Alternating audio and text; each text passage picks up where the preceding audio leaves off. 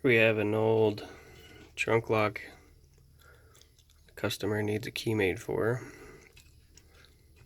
If you look here,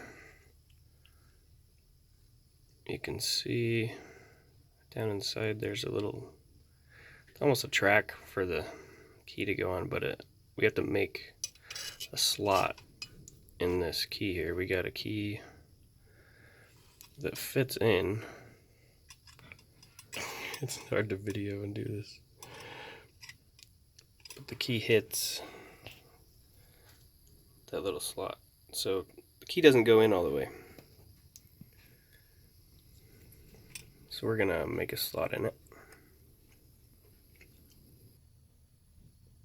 So I've clamped the key in my vise here.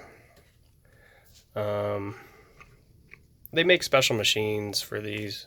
Sorry, my fingers are in the way. But I like to do them by hand. So I'm going to take my file here, and I made a little teeny mark. You can see it's like right there. And I'm going to file a notch in that and see if it works. So here we've got a little notch filed in the key. Make sure that it goes in. And it looks like we need to just take a little bit off of the back of the key to get it to turn. So we're going to file this back portion right here just a little bit and see how that goes.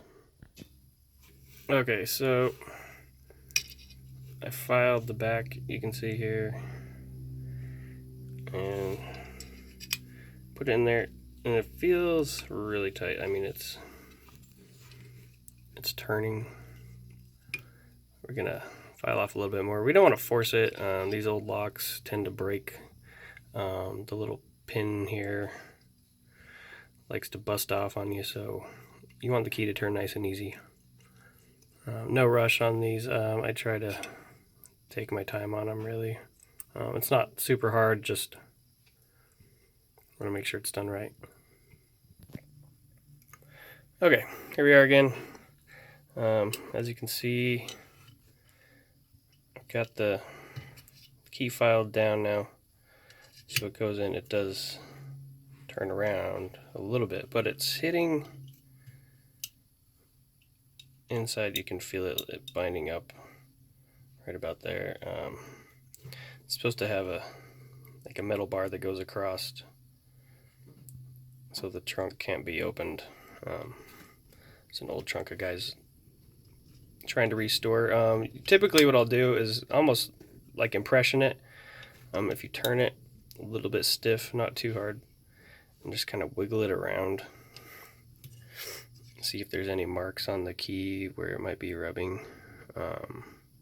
It might be hard to tell in this video, so I'll check that and see if it might just be a little bit too tall.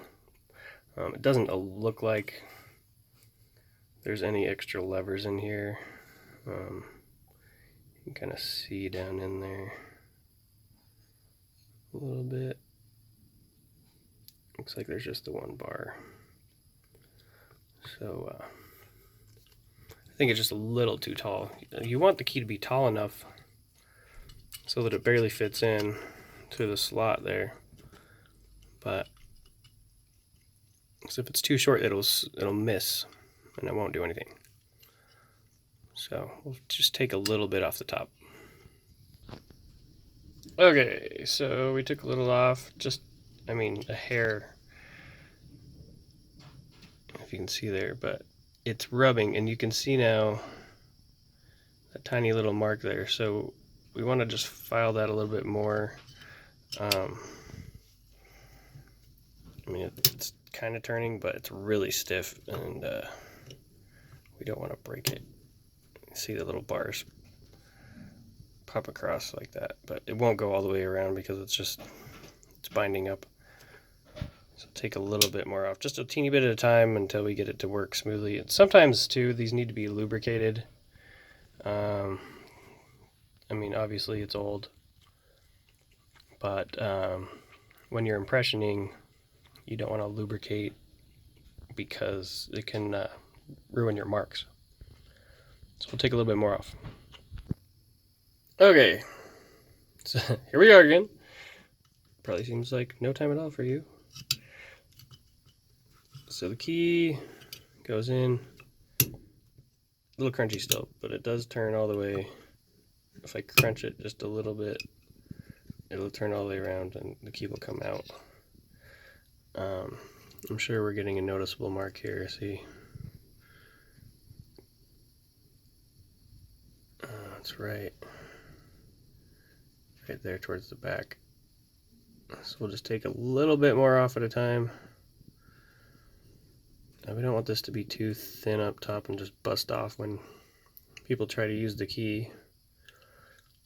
So, and sometimes I'll even just make a notch right there, which that might be a good idea. So let's try that. Okay, so I just took a little off of the back here. It's hard to see. I don't know if you can see that.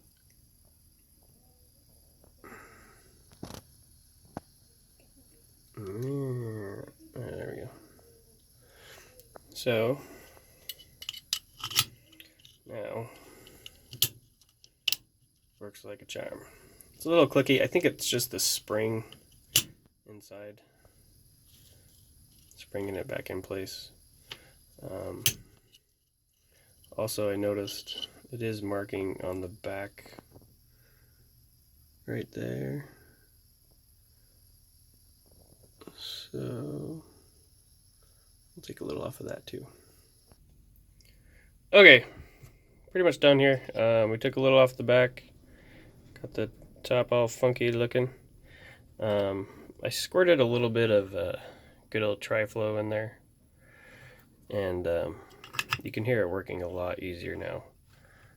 Let me give you a better shot here. I mean, it sounds great. I did notice on the side there's a piece that pops over. I need better lighting. So part of the clickiness was that rubbing. The Tri-Flow helped that out a lot. So there you go. Thanks for watching. This is Zion Locksmith. Please follow us on YouTube and check us out on Facebook or zionlocksmith.com. Thanks.